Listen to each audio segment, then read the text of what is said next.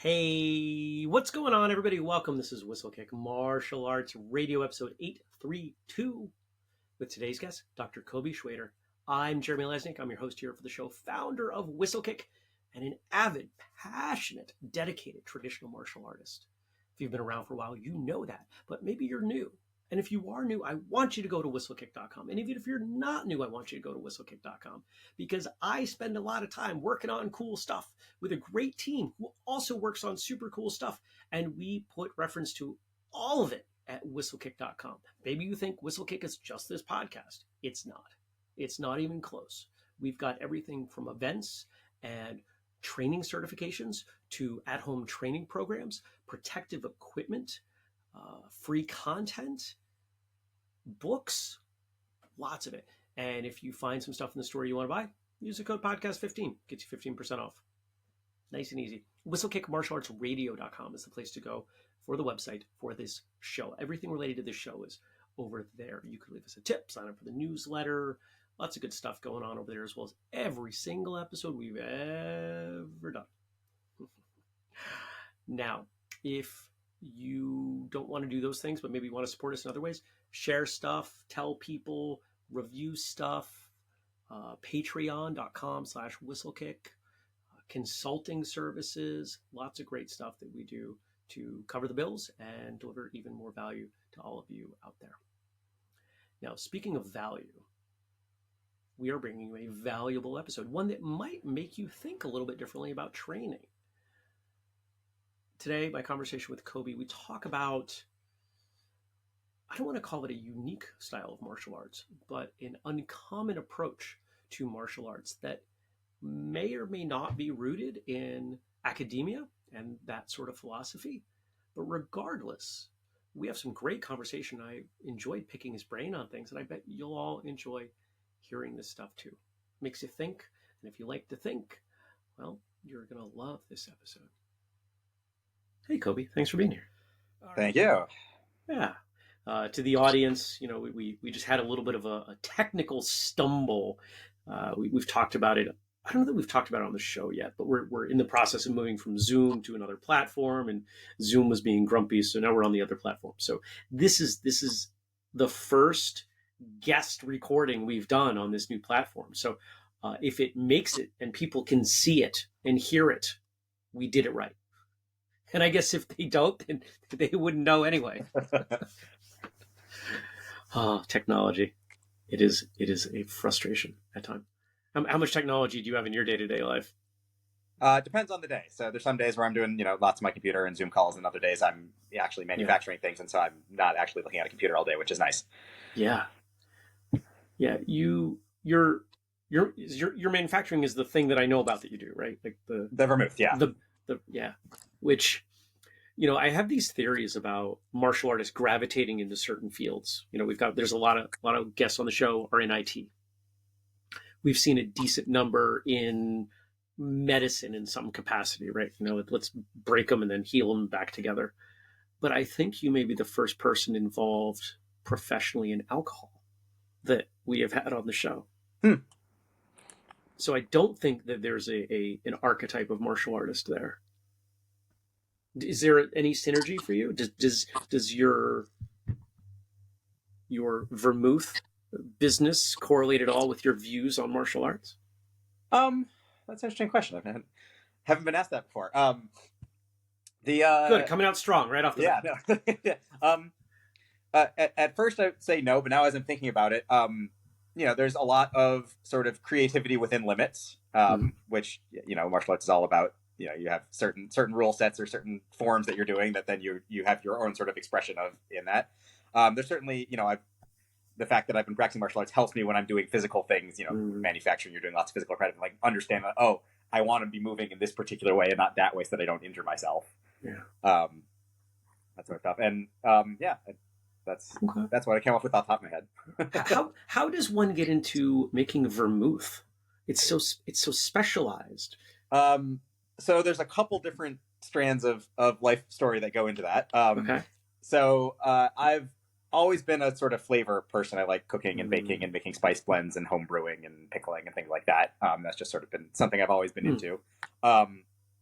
And as I was looking for something else to do with my life, so my initial track in my life was in academia. I went to have a PhD in linguistics, and I spent several years doing a postdoc and sort of looking for professorships, and just like wasn't happening. And I was sort of banging my head against that. I had several friends who had things happen. Like one of them, who was one of my cohort mates, got her dream job and then ended up like hating it. She wasn't doing anything she wanted to be doing with it.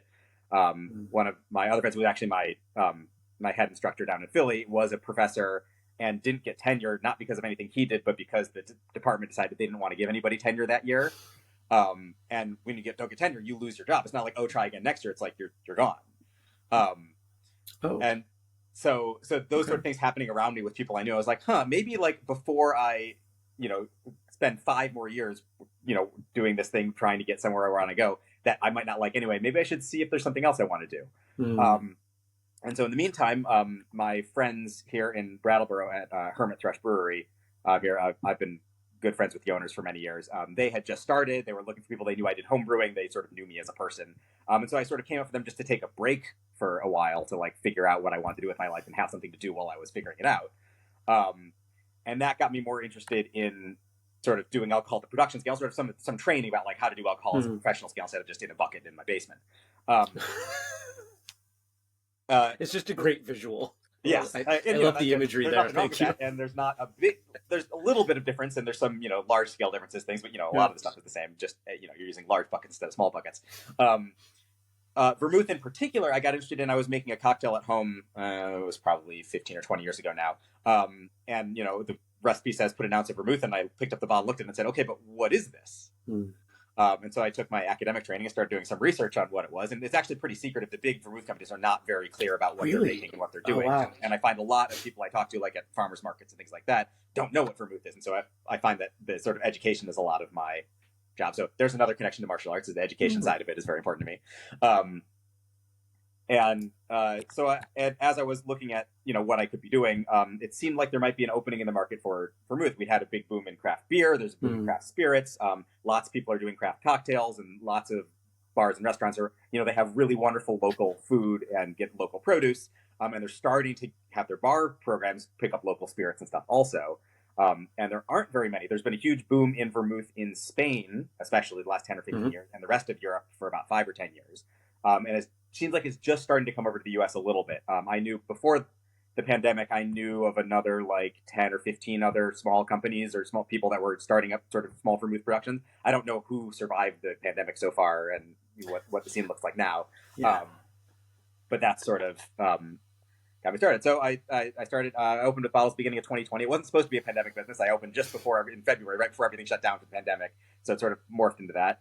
And so we're, I'm still chugging along. We'll see how it does. Nice. I guess the business has survived for 3 years now, so that's a mark. That's something you're doing. If you're still chugging along after what we went through over the last few years, I'd say there's a good shot. And we'll take a hard left here in a moment and talk about martial arts. But personally, this was interesting to me. But for the audience, what is vermouth? So vermouth is wine that's infused with botanicals, herbs and spices, and then fortified with a little bit of brandy. Beyond that, what wine, what botanicals, how much you sweeten it, that's sort of all up to the maker or which particular product you're making. So a lot of people have a particular idea of what vermouth tastes like because they've had like Martini and Rossi, which is the biggest company in the world. But that's just one flavor. I like to say that's like having Bud Light and assuming that's what all beer tastes like. There seems to be a little bit of judgment isn't quite. No, maybe that is the right word. There's a time and a place for there's nothing wrong with it. It's just it's one particular expression of vermouth. So I guess the other quick thing I'll say about it is a lot of people only know vermouth as sort of a cocktail ingredient, or as an ingredient they'll famously Churchillina, you look at the bottle of vermouth and then you pour the gin into the glass and drink your gin. And I think that comes out of people not having very good vermouth or having vermouth that's spoiled. It's a wine product. It will go bad eventually. It's not like a spirit that will last indefinitely. And so if you have an old bottle of cheap vermouth that's been at the back of someone's bar for 10 years, it's not going to taste good. And so, you're not going to want to put any in your cocktail because it won't make it taste good. But when you have really beautiful fresh vermouth that's delicious, you can do what the Europeans do and just drink it on its own as a aperitif or digestive, or the classic sort of Spanish way is as a spritz. So over ice, a little bit of soda water and like an orange twist or a lemon twist or something like that. It's a really nice, low alcohol, refreshing cocktail that's complex. It's got lots of botanicals and flavors to it, but isn't going to isn't going to kill you over the head with alcohol. Speaking of complexity, there's a segue. I love when interview hosts always ruin their segues by pointing out that they're making a segue, and so I cannot help doing it because I find it funny. Anyway, we're here to talk about martial arts. That might be one of the longer non-martial arts intros that we've done, and I'm totally fine with that. But we are going to talk about martial arts, so we can let's do this. We're not going to do what I normally do. We're not going to do the predictable thing because we haven't done that yet. So why change? What does your training look like now? My training now, I have 3 days a week of classes. So I have a Sunday morning class and then Monday and Wednesday evening classes. And I've got just a handful of people. I'm sort of trying to grow my club here, but also as it's not my primary job, it sort of takes second seat to things that I'm doing on a daily basis. So like I'm kind of okay with the fact that it's a little bit small at the moment. What are you teaching? What was that? What are you teaching? So I teach Yongmudo or Hapkido Okay. is the style. My particular school of it, we've been calling it Yongmudo, but it comes out of the Hapkido tradition. And we do a little bit of everything. So I sort of like to say that I go around and I try other martial arts and I steal things from them and then bring them back and integrate them in. We're traditionally, originally a combination of traditional Hapkido and Taekwondo and Judo and a couple other Korean, like Serum and some other indigenous Korean arts. But that was like in the 70s when Yongmudo was being created. And now we like to borrow a little bit from everything. So I like to say, I also cross-train with, we have a Gracie Jiu-Jitsu program here in West Pratt that I'm at the same dojo. We're at Rulo Holi Taekwondo here. And they're one of their classes right after my class. So I often stay and train with them. So I bring a lot of that stuff back when I see something that's, I'm like, oh, this is really cool. That like fits really nicely in here. Or, I've cross-trained with a lot of other arts. I've done Aikido, Muay Thai, BJJ, Japanese Jiu-Jitsu, a handful of other things too. And I always love, especially since our Yongmudo is sort of modern and doesn't, like, we don't have any of the traditional forms or things like that. We don't practice those. And so I like to, sort of say that everything is part of this, and I'm not. There's nothing that's excluded. So it's not like I can look at something. Oh, that's Taekwondo and not karate, and therefore we're not going to do it because we're a Taekwondo school or whatever. I say, oh no, like that's cool. I can totally. I see how your little tweak on the way we do this roundhouse kick makes it faster, and so if I wanted to do a faster kick, I'm going to do it this way. But this little tweak on the roundhouse kick makes it more powerful, and therefore if I wanted to do a more powerful version, I could do it this way. And I think both of those are great and useful and have their place, and so I like to incorporate lots of those. So yeah, I've got, back to the training question, I've got those 3 classes a week that I do training. And then I hang around with the Jiu-Jitsu club also besides that. Yeah, that's what I'm doing. I'm currently, I did have a separate like beginner self-defense class that was on Sundays. That sort of petered out, but I'm looking to start up another one actually at my gym, Outer Limits Gym, which is our small local gym here owned by a local guy, which I like to support. And so we're in the process of like putting out feelers and seeing if any of the gym members are interested in what time, that sort of thing. So it'd be great to have sort of a self-defense class. I like to teach those for people who aren't necessarily interested in continuing martial arts, although maybe I'll get them interested and they'll continue, but just like feel the need to like, oh, there's been these things happening. I want to protect myself. And it's a great way to sort of get people to think that they can do things with their body or with other people's bodies that they didn't necessarily think that they could. Yeah, it can be a wonderful feeder. And I know a lot of schools that run it in that way, especially, I think we can throw this out as a tip to other school owners. One of the nice things about self-defense programs is that they're often for a limited time, 4 weeks, 5 weeks, 6 weeks, 8 weeks, whatever. And for a lot of people, wrapping their head around something that it has a cutoff is a lot easier than I'm going to go do martial arts and it's going to be Monday and Wednesday for the rest of my life. That can be terrifying to some people. I want to talk about philosophically a lot of what you just said about the borrowing. I'm used to, personally, I mean, some of the people I hang out with, this is important to me. I like the borrowing, the sharing, but it almost sounds like that is baked into your style, maybe even as too harsh of a term. Your philosophy, no. your stylistic philosophy. Definitely, I think so, and some of it is because we do so many things. We do kicks, we do strikes, we do blocks, we do throws, we do joint locks, we do groundwork, we do strikes on the ground. So it's like it's almost like we don't have enough time in our curriculum to actually cover everything that we want to cover. And it is actually baked into our curriculum, at least has been for a long time, that especially when people are starting to train for their black belt or their first dan, that they're supposed to go cross train with somebody. So like it's not like, oh no, you don't go to. It's like, no, like pick some aspect that you like or find a class that fits your schedule. That we only have 3 or 4 classes a week. You need to be training 6 or 7 days a week for the next 6 months to get up to the level that we want you at. Like, go find a judo class or go find a jiu-jitsu class or a karate class or whatever you want, and like go there, learn from them, and bring it back to us. And so there's a lot of that sort of built in, and just the knowledge that like I'm never going to be as good a judoka as someone who spends all their time doing judo. And therefore, I want to go learn from that person. They have much more, insight than me, and then I can learn from them and bring back. And I'm never going to, be as good a striker as someone who's doing taekwondo all the time, but I can go and drop in on their class and learn stuff from them. So is this the way your instructor taught you, this sort of philosophy? Okay. Yeah, there's a little bit. We're actually, we can talk about this more.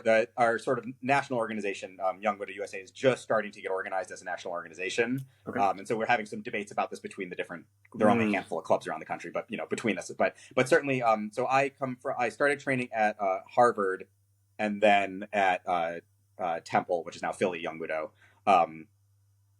And both my instructors at both places were very much of the opinion that they had also cross-trained in other things. Were very much of the opinion that it's very helpful and brings back in that there's more than one way to do things, and different body types and different philosophies do it, and therefore you should go learn about it and figure out what works best for you. And if you're thinking about becoming an instructor, figure out how you can teach people who are different from you. So when you come, I'm I'm average height, but I'm relatively strong and flexible now. And when I have someone who's slightly shorter and less flexible than me, how do I teach them how to do a high kick? Or when I have someone who's taller and skinny, how do I teach them how to do a hip throw? I've got to be able to adapt the way that I do it to at least show someone how to do it, even if that's not the way I'm going to do it myself. Right. Wow. I found this fascinating because it tends to be someone that goes rogue and they say, okay, I'm going to do what you taught me. I'm going to teach it, but I'm also going to do this other thing over here. I'm also going to train this other thing. I'm also going to encourage my students over here. So we now have this kind of like third school type, right? We've got the time. You do what I say and only what I say, and that's that. People know how I feel about that. You have what I think a lot, I don't know if I would say most, but at least very many schools do these days, which is, while you're here, you do my thing. If you want to go do something else, that's cool. Just, be aware that doing too many things at once is going to make it harder for you to progress at any one, right? Like that's a fairly balanced way of handling it. But now that we've got this third kind where, no, you absolutely need to go and train in other things. How do you handle that within the context of class? I'm curious. So I think it would be harder and maybe even not possible if I had larger classes. Right. If I'm trying to teach 20 people at a time, then it's going to be more difficult to be like, oh, by the way, the variant that John is doing over here is this sort of thing. And the variant that Steve is doing over here is this sort of thing. And so I think that may be where there's some differences. Whereas because I have, there's only 4 or 5 people in my class on big class days, I can do that and be like, hey, like I'm a lumper. I'm going to lump all of these variations together into one technique. But note that, you're going to like it this way because you're tall, and you're going to like it this way because you're short. And that's okay, and we can talk about those differences, sort of have a little more individuation of what the techniques look like. It sounds like there might be a higher than average amount of conversation in your classes. Yes, we're also super nerdy about it. So I love it.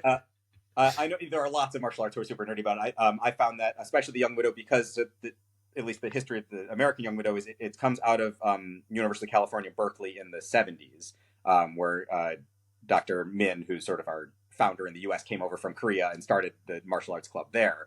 And so basically our little sub-school comes from people who were at Berkeley in like the 70s through 90s, and then are either still there or like got a professorship. They were undergrads and then grad students, then got a professorship somewhere else and started a club there. So like it's lots of people in academia. So we're already nerds about other things. And then we come into martial arts with it. So like we used to, my instructor at Harvard used to say, no Harvard questions, because we would literally get questions we were talking about, I don't know, cross kick. They'd be like, there must be an optimal angle for me to bring my foot up such that when I come down, it has the maximum velocity. I'm like, yes, I'm sure there is, but I can't tell you what it is. You just got to feel it, right?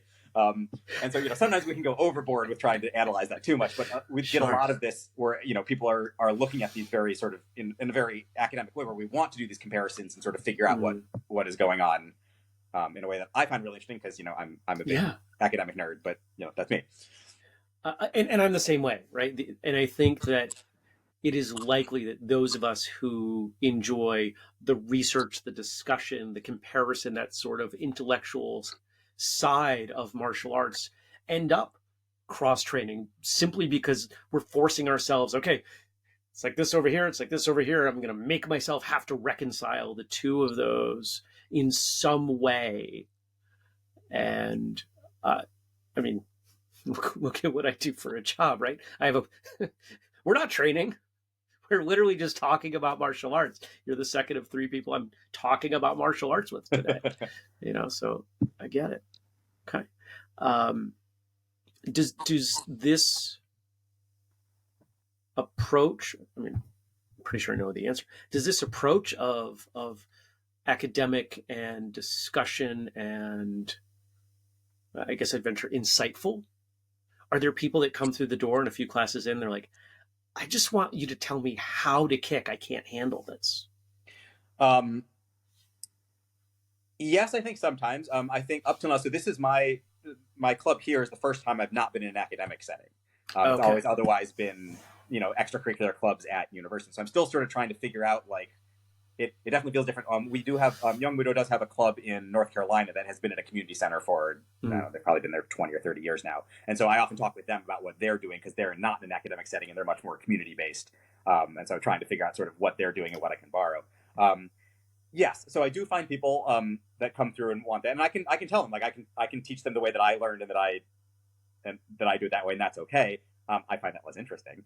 The thing I haven't run into yet, which I would expect to someday, is to have someone come in who just wants to, almost wants the more traditional form bait. Like, I'm going to, here's step 1, here's step 2, here's step 3, here's step 4, and we're just going to practice that 20 times until you get it down. And I don't know, I find that boring. I get bored really quickly. So I'm always like, here's step 1, step 2, here's an alternate step 2, here's an alternate step 3, here's an alternate step 4. And like, sometimes I try to get people to the place I want to go by going around the sides of it rather than just making them practice the same thing over again. So with my beginners have been working on forward rolls because falling is one of the most important things I think we teach people. And rather than just making them do what I'm going to consider basic forward roll over and over again, we've been working on sort of other things like front arm only forward roll, back arm only forward roll, forward roll starting from a side, forward roll starting from the other side, forward roll with someone pushing you. So not that I necessarily expect them to get good at those peripheral things yet, but I think each of them will teach them a slightly different aspect of the normal forward roll that they'll hopefully then at some point they can synthesize back into them and make their basic forward roll really good that way. So that kind of opens a question around progression, right? Mm-hmm. And I think that I've got a guess because this is also how I kind of like to teach. But a lot of folks are going to come in from a more rigid tradition. And I think the major argument that one could make against that is, well, they're not going to learn as efficiently. Is that what you found? I think it depends on what the goal of the learning is, and it depends on what you mean by efficient. And over what time scale. So certainly if I had to, it's we needed a definition section. Yes, I did. Please define. But no, so certainly it's certainly like if I had 2 weeks and I knew that someone was going to get pushed off the back of a truck in 2 weeks and needed to roll out of it, I would teach them very differently than if it's just sort of, I have some time and what I want you to do is in a couple weeks be able to take some throws or, fall out of some joint lock, something like that. And I want to also sort of start getting your skills up in these other skills that will come back next year and, start doing more complicated falls and things like that. So, there's a different sort of mode of efficiency depending on your time scale.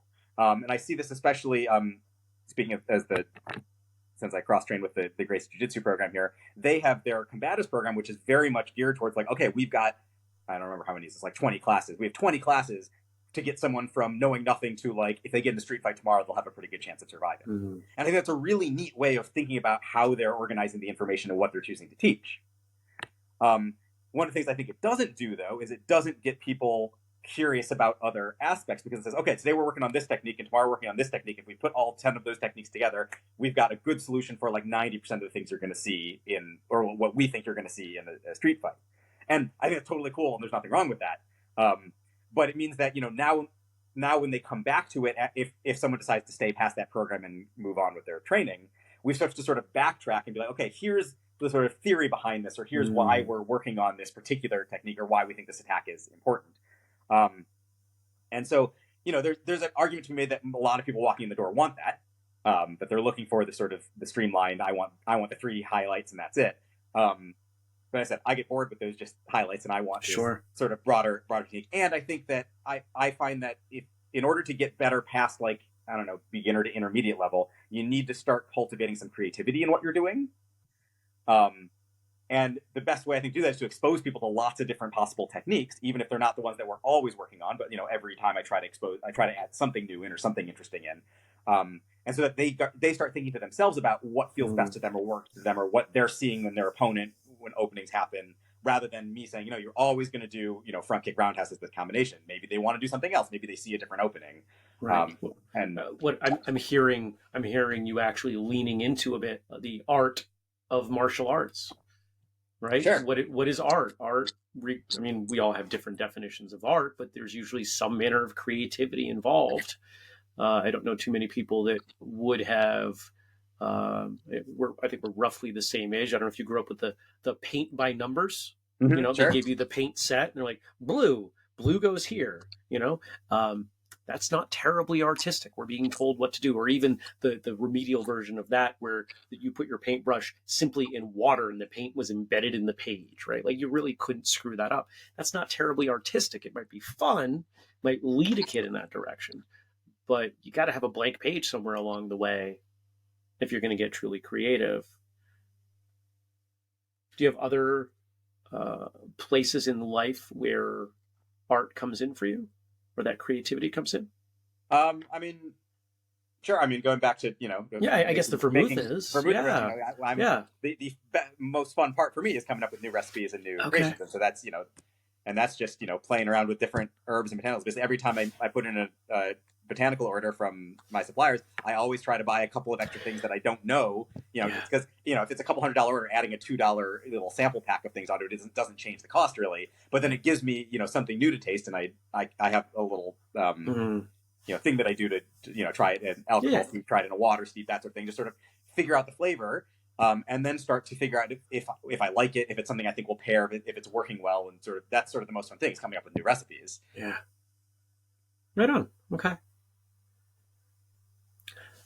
What made you want to start training? It's another sort of funny roundabout story. So I wouldn't expect anything else from you. Of course not. Just by now, like already now, I'm sure whatever else we get, there will be circuitous. So I didn't grow up, wanting to, do karate or whatever. That wasn't sort of in my view. But what I was a big Dungeons and Dragons nerd, still am. And when I think it was middle school and high school, my local community college had a fencing class. It was 2 evenings or whatever. And so me and my friend went to do this because we just thought it was so cool to learn to fight with swords. That was really neat. And so we just did that casually for a couple years. When I got to college, they didn't have a fencing club. They had a fencing team, varsity level fencing team, but not just a club for casual people. And I wasn't. First of all, I wasn't good enough, but also I wasn't willing to, I wasn't going to devote the amount of time that I needed to be on a varsity team to do that. And I was like, I should find some other activity to do that would be fun. And my roommates, who I just met, we got randomly assigned roommates, one of them did Aikido and one of them did Hapkido. And so I just started going to classes with them just as oh, sure, I'll come check this out. And I thought it was really fun. I thought it filled some of the same itches that doing some physical activity, doing sort of nerdy physical activity that wasn't just now I've done a lot more just running and lifting weights, and that can get nerdy too, but at the time I thought of that as just big meathead sort of pick things up, put them down, and I wanted something that was the nerdy guys art. So I just sort of started doing that, and then I ended up liking the instructors and liking going to class, and it made me feel good. And it was at a time, I think in college we used to have Hapkido class 8 to 10 p.m., which seems ridiculous to me now. But at the time, that was too early for me to start doing homework. I was awake. What else was I going to be doing 8 to 10? So it was great to go get some physical activity and work out then. And so I just I'm a stubborn person of habit, so I just kept going and kept going. That was going to be my next question. What made you stick with it? Yeah, it was fun, and I made friends that way, and so then there was sort of an obligation to be there. By the time I was done with college, I was sort of the senior student there, so I was actually running some of the classes because our instructor actually had left Boston, so she was only there every once in a while. And so I was sort of the person who was running the day-to-day classes, and she would pop in and like teach us some stuff, and then I would like make sure we could review things. And then I think the next thing that really made me stick with it was I was lucky that when I moved to Philadelphia for grad school, that my instructor there was in Philadelphia already and already had started a club. And so it was really easy. Even I was at Penn, he was at Temple, so it wasn't like we were at the exact same school, but it was much easier for me to, take the train across town to go train with him than it was for me to try to start my own club or switch martial arts or whatever. And so I started doing that, and then that, I was there for 6 years, 7 years, maybe more than that. It was like 8 or 9 years until I moved up here. So, at that point I had been doing it for 15 years, 16 years. Sure. And so it was sort of part of what I was doing. Sure. One of the situations I find interesting is when someone has been training for a while, and even, as you said, you were teaching, but it wasn't yours, right? And so you come up here, relatively here to the audience, if you have not connected. Kobey lives a couple hours south of me.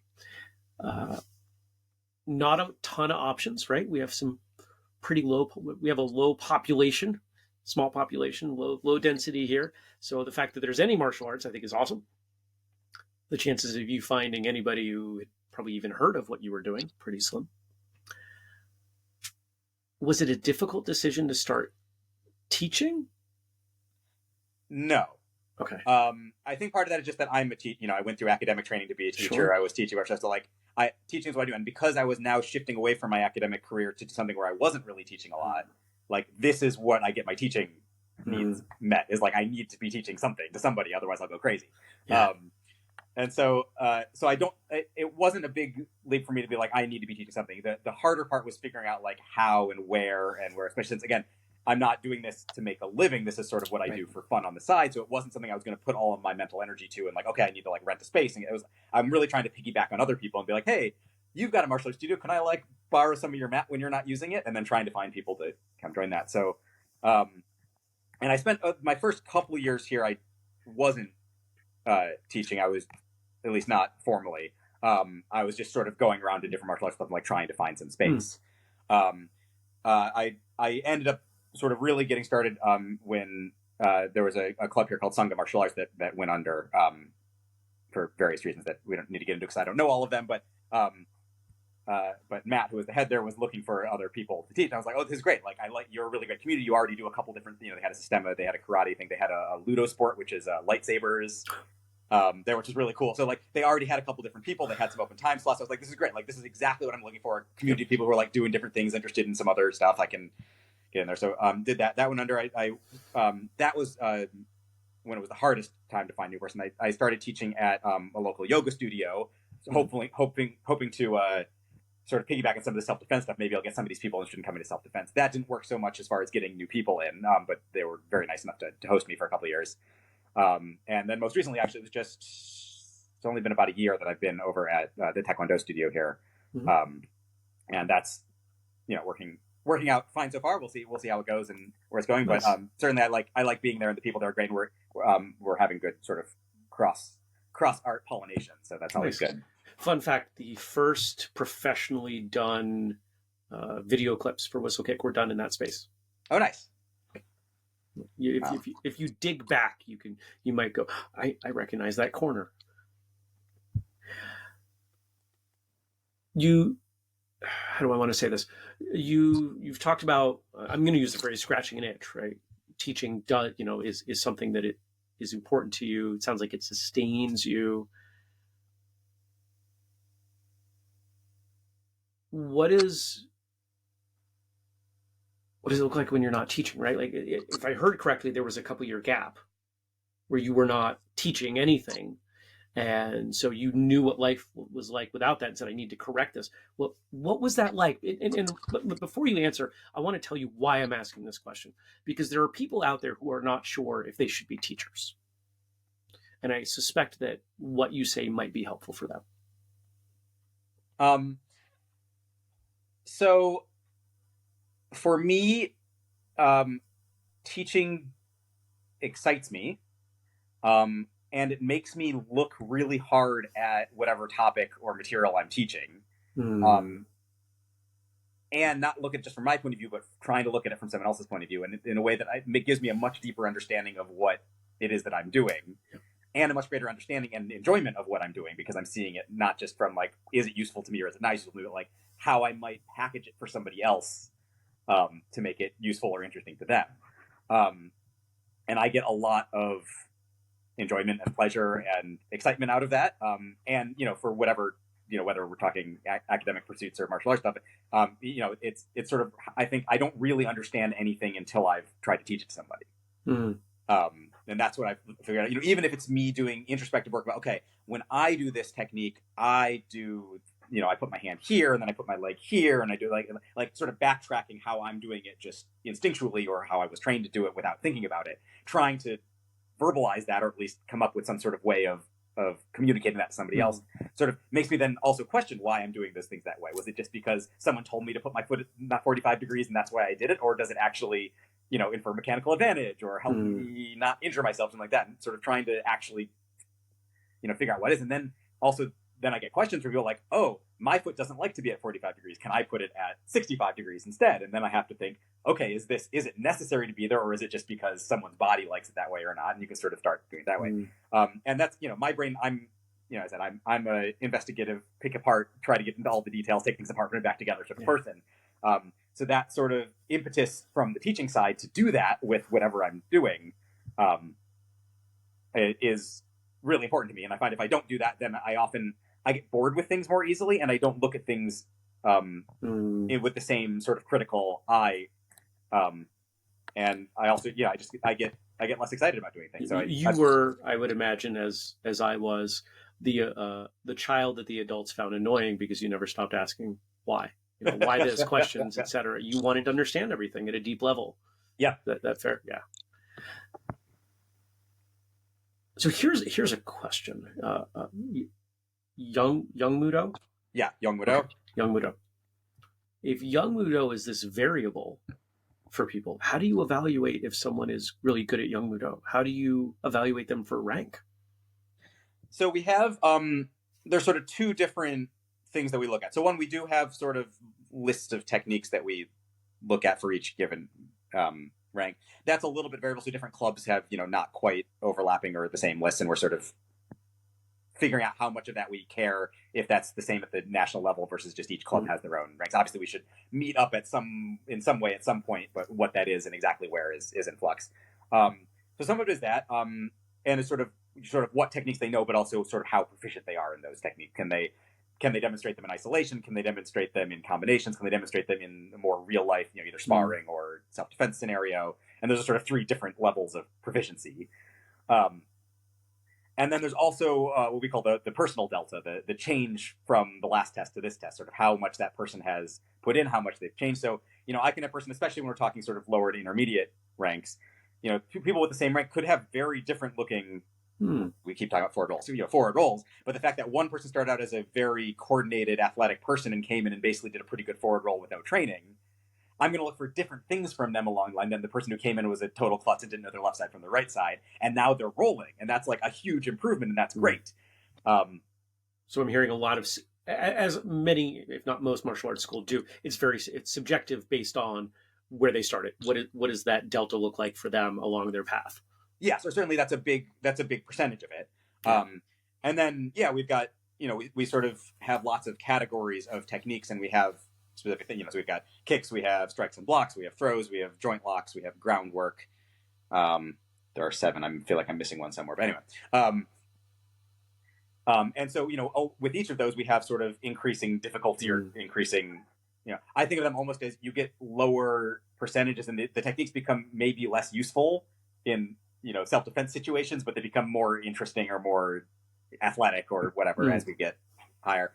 So we sort of front load all of the most basic useful techniques, and then we sort of evaluate the person. So we have actual tests. We've been talking about, how long might they go. And I know there are some schools that will just, the instructor will come in, and when you think you're ready, you get the next rank.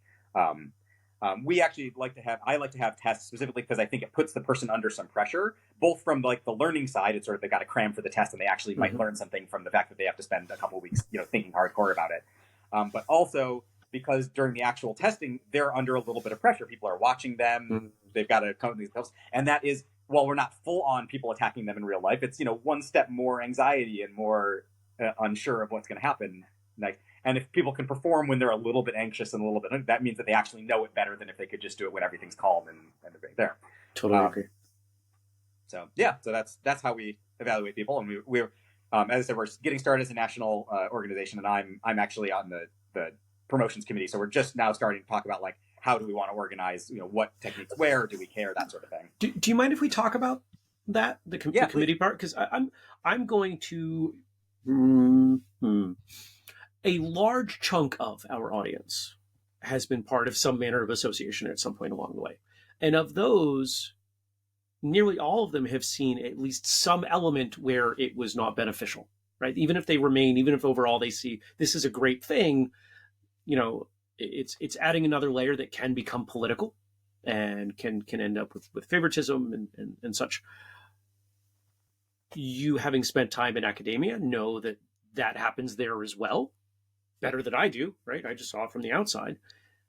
So you're choosing to become part of this. So of course, I imagine you see that there's more opportunity for benefit than harm. And I just kind of like to hear you talk about what it's like getting that rolling and the conversations that you're having, because I'm sure you're trying to avoid problems before they start. Yeah, more like got strong onto it. I'm just high enough rank that people expect me to be doing things at the political level, but not high enough that I can back out of it. But no, so a lot of our organization getting started is actually in response to some sort of more political and personality things that were happening. Mm-hmm. So up until we get going, which is hopefully this summer sometime, is when we'll actually have some actual stuff done. Basically, everything kind of went through Berkeley, which then supposedly got sent off to Korea to get stamped. But no one ever heard anything back from Korea. So it was really just going to Berkeley, and whoever was the head instructor, Dr. Lang, who's the head instructor at Berkeley, was the person who was supposed to be in charge of this. But what that meant in reality was that people who were at Berkeley, who had daily contact with the people who were making those decisions, got promoted faster and got feedback on things and like that. And people who were not there, we'd send stuff to them, and we'd send money to them. We put in application fees, things like that, and we just never get anything. If we were really lucky, 5 years later, we get. So when I was testing for my 3rd degree black belt was when I got recognition that I had been approved for my 1st degree black belt from them. Not that anyone cared, and I was still functioning, it didn't actually matter, but there was a lot of this stuff. There was also things where, because Berkeley was sort of our national head, they would set up things like a weekend summer camp, but they wouldn't announce it to everyone until 2 weeks beforehand. And so people on the East Coast, we were like, I can't buy flights and plan my 2 weeks from now around that. We need bigger notice. So a lot of this sort of organization has been with the recognition that, we're not all just one step removed from Berkeley now, which had been true for 20 or 30 years. Everyone was there or, had been there at some point and was personal friends with people. I've never, I know people there because I've now gone and, I've tested there a couple times and I know people through the organization, but I don't feel like I'm part of the Berkeley club because I've always been on the East Coast. And so I've never been there. And yet I am, one of the few head instructors of a club like that. So it's sort of that sort of recognition that we wanted to organize in a way that was fairer to everybody that was part of our organization, and not just everyone subservient to whoever was being in charge at Berkeley.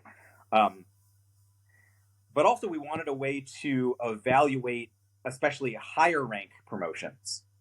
So the way that we usually work it is the traditional way, which I don't know if this is actually written down in any bylaws anywhere, but the way that I understood it to work was, in order to promote someone to a black belt rank, you had to have 2 people of 2 ranks higher than that sort of on their testing panel and approving of them getting promoted. So if you're testing for 1st dan, you have to have 2 3rd dans. If you're for 2nd dan, you have to have 2 4th dans, etc. The problem is there's only 2 5th dans and 2 6th dans and 1 7th dan in the country. So if I'm 4th dan, if I'm testing for 5th dan, where do I find 2 7th dans to promote me, or how do we organize that?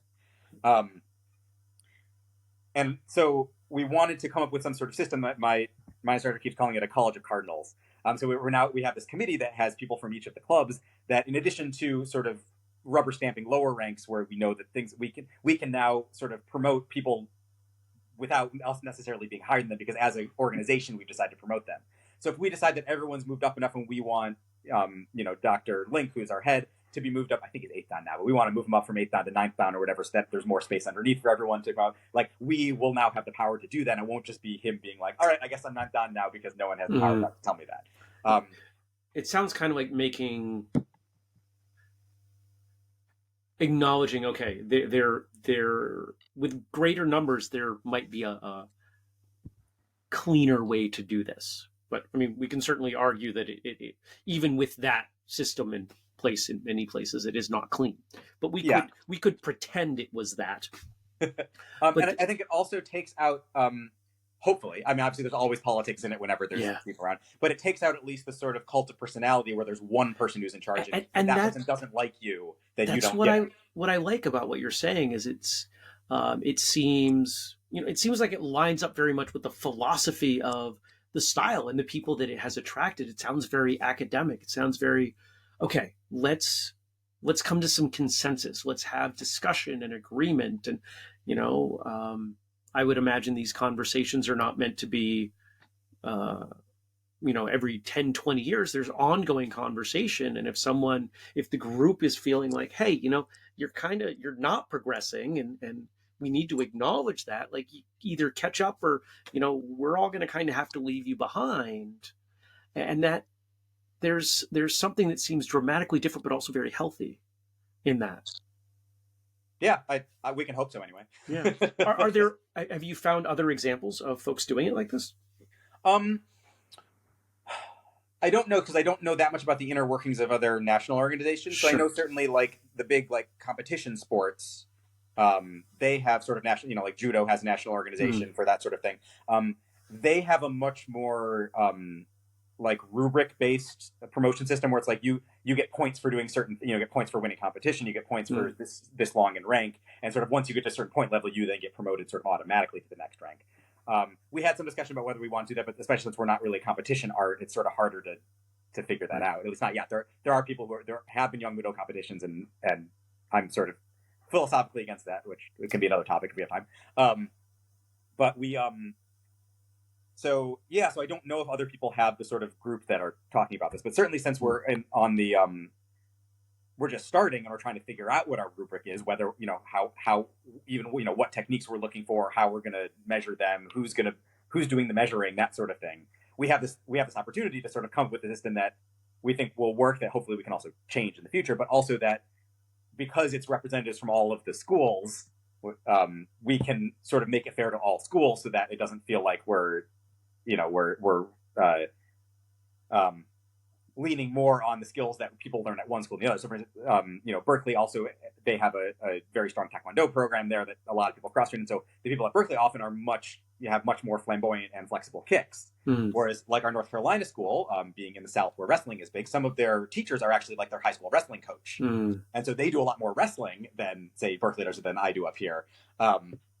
And so we like that. Like, we like the fact that our organization can encompass all of that and that we can learn. And then when we have, seminars where we bring people in, it's a pretty natural thing for the South Carolina instructor to come in and teach some wrestling because it's something that we otherwise don't have, or the Berkeley person to come and do some kicks because that's something we otherwise don't necessarily have. So, we're trying to thread that needle between, having an organization where we have certain benchmarks that everyone knows what they need to meet to get wherever the next rank is, but also have enough flexibility where each individual club or each individual person even has enough flexibility where they can progress and learn things, but it doesn't necessarily have to be exactly the same as what someone's doing across the country. But that's okay. This sounds like the implementation of Jeet Kune Do philosophy in a truer way than what it seems from me on the outside that most Jeet Kune Do implementations are. Most Jeet Kune Do implementations that I see are this is what Jeet Kune Do is. Or you get people who say Jeet Kune Do is whatever I make it. And it seems like this is a bit more in the middle where it's this, but the edges are fuzzy. Yeah. And we have had some arguments about what we think the core is. There's some people who think that some of the things we do are like, no, this is integral. I'm like, is it? Like, do we really care about that? So there's always Can you offer an arguments example about of what yeah. was So argued? we have the closest thing we have to kata or forms are a set of partner drills that we call the 16 step. There's only 15 of them. There's a lot of stories about why it's 16 and not 15, but the number 13 is unlucky. Yeah, exactly. Basically, it's attacker attacks with a right front kick, right front punch, and then there's a bunch of varieties of different defenses you do. Some are kicks, some are throws, some are joint locks. Sort of, in some ways, it's sort of showcasing all the various different things that we do in Yongmudo. And so, on that sense, like that's great. However, for a while, that was in some ways the only thing that different schools of Yongmudo were doing that was the same. And so it became this thing where, like, when you went somewhere else to test, they really wanted to see this, because it was like the only thing they could evaluate really fairly against someone else. And so some people are really like, no, like we want this. This is sort of the core. It's the one thing we do that's different from other martial arts. Like that's like what should be our core. Whereas I look and I say, like, I spend a lot of class time wasted on this stuff, and I don't think people learn a lot from it. And I'd rather them work, sure, punch defenses are great, kick defenses are great, but like, why this particular combination? And the defenses are all a little bit fancy because they're like demonstration forms, and they're fun to learn. But like, I'd really rather have a much simpler, more direct, defensive move if that's what we're trying to show off, especially if we claim to be an art that's centered around self-defense. So, we have arguments about that, but that's sort of the one thing where like some people really think that's core to our identity, and people like me, I don't know if I'm on the outside of this, I might be, are like, I could take it or leave it. Like, I don't mind it, but it's not my favorite thing to do. Fascinating. I've never been part of these sorts of conversations. I've heard about them, later. I've heard about them fourth hand, right? And they're fascinating because really, as you dig in, you're talking about what is important, what's important to someone philosophically about martial arts, and the question of why, right? Like, why does this art exist? Is it primarily a self-defense art? If it's a self-defense art, then to what percentage is it a self-defense art, right? If it's 100% a self-defense art, that's a very different way of looking at these 15/16 sets versus if it's 50% self-defense. And what does self-defense mean to different people? To some people, self-defense means learning to cage fight, and to some people it means learning to defend against getting grabbed by a random person on the street, and some people it means learning jiu-jitsu because all fights are going to end up on the ground, and like those are all right, but also not all the same answer. I think that's part of the brilliance. It's too strong of a word, but Matosi's book, What is Self-Defense, right? Like, just that as a title for a martial arts book is I've always found fascinating, because there's what is self-defense, what do we do, and what is self-defense philosophically, right? Like, there's some double meaning in there. Okay. I'm going to suspect that you not only spend time thinking about what you are doing, but what you are going to do or hoping to do, and giving people flavorful things to drink, while maybe the core of your focus, I can't imagine that you don't also think about what might teaching martial arts look like for me in 5 years? What might my relationship to martial arts look like in 5 years? So, mind speaking to that? Sure. Yeah, I mean, so I'd love to expand my club a little bit and have a few more regulars, and that sort of thing. And I'd also really like to see our, dojang studio come together as a more mixing pot of different people. So at the moment, there's basically like there's the Taekwondo club, and then we do have a lot more cross-pollination between the Yongmudo and the Jiu-Jitsu clubs, partially because of the times we meet near each other, that sort of thing, where the Taekwondo sort of happens on other days at other times. But I think it'd be really great to get it more as sort of a center of all martial arts in the Brattleboro area, and get it going where people, sure, maybe there are people who, Taekwondo is sort of their main interest, but maybe, when they're starting to train for higher ranks or whatever, that, they need to come cross, like the way that I do it, where people need to go crossing somewhere else, and like they need to come work with me for a little bit to like just get a different look. What does it look like when someone, even if we're only going to do striking with them because that's what they want to do, like I look different than a Taekwondo person fighting because I'm not a Taekwondo person. Right. Or get some. We've been doing this a little bit, but some of the people who are learning the jiu-jitsu side, I have a fair amount of experience. We also have a guy who's trained there who's a black belt in judo. He's not he's not an instructor really, but he knows a lot and he's certainly very good. And so often, just when we have open mats or off time, people be like, hey, like I want to learn more about these takedowns, and so we'll do some little quick like judo practice sort of thing. And so I'd love to get that sort of cross thing where people may have an art that they like or that is the primary one they're sort of looking to promote in, but that we have this sort of open space where people can come in and learn other styles or just get a viewpoint from somebody else. Cool. And I should put in a side note that this is what I really like about the Andrew's monthly program with the over in Keene, where he has the advanced martial arts program. So we're people who are high enough rank can come in so that we're not, we can. I don't even know if we've talked about what Andrew's doing on this show. So for the sake of the audience, Andrew, Andrew, Thursday Andrew, producer Andrew, good friend Andrew,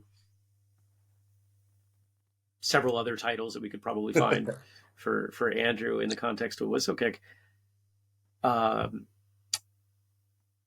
does something that's really interesting. Once a month, he invites at least one instructor to come in, and there's a group of advanced martial artists. I think he wants brown, red belt, so you can be a little bit below black belt, but not, this isn't for beginners.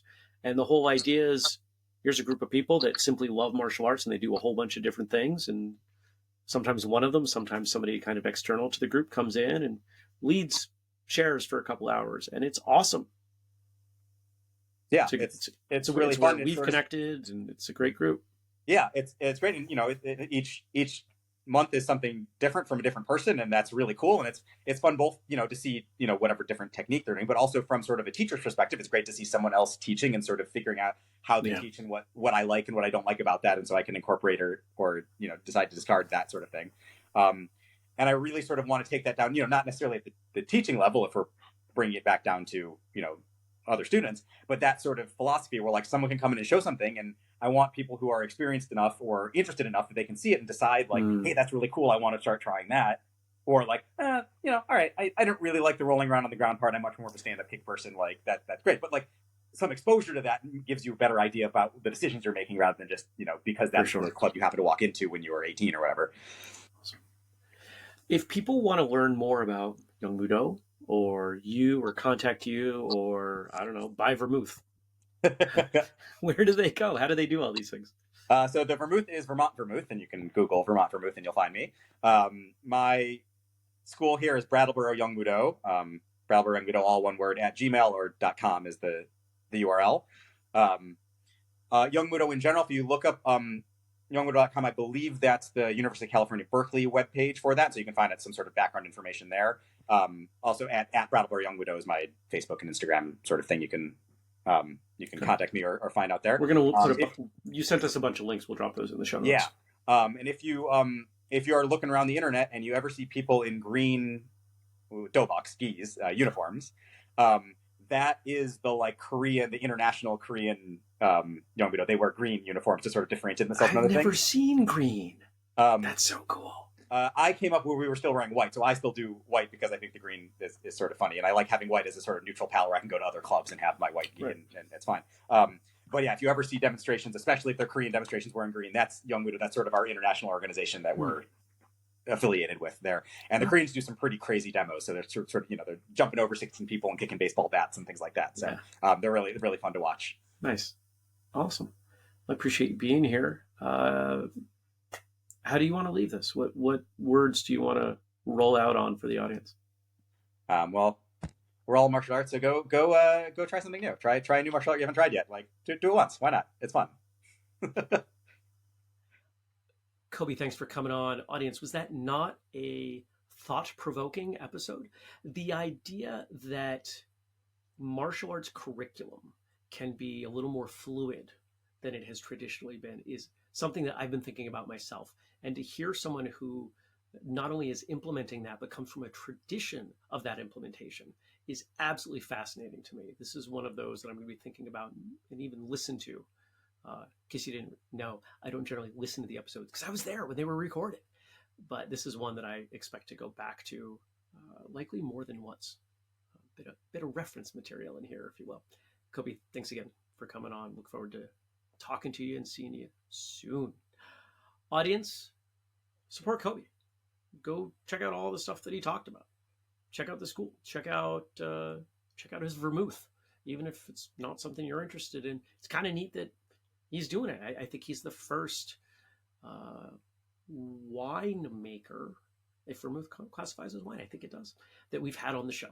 I know we've had brewers, but I think they've been home brewers. I don't know if we've had anybody doing commercial stuff. Anyway, check out that. Check out the stuff that we've got going. Check out the Patreon. Check out our consulting services. Check out everything that you could imagine at whistlekick.com. Help us connect, educate, and entertain the traditional martial artists of the world. My email address, jeremy@whistlekick.com. Our social media is at whistlekick everywhere. Until next time, train hard, smile, and have a great day.